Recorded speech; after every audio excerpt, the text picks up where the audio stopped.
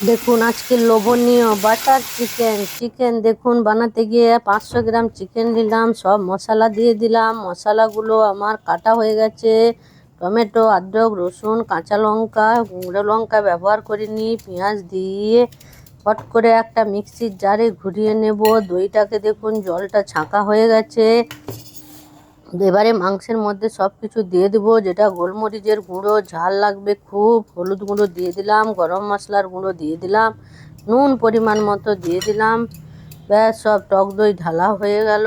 মশলাগুলো হাত দিয়ে ভালো করে মুছে হাত দিয়ে নেড়ে চেড়ে একদম গামটে দিব। ব্যাস, আর একটু হলুদ মনে হচ্ছিল কম হচ্ছে, রং ভালো আসেনি। আধা ঘন্টা মতো ঢাকিয়ে রেখে দিলাম। কড়াইতে একটু তেল দিয়ে ওর মধ্যে বাটার দিয়ে দেন, কেননা বাটার ডাইরেক্ট দিলে ধোঁয়া হয়ে উড়ে যাবে, তার জন্য ভালো একটা টিপস।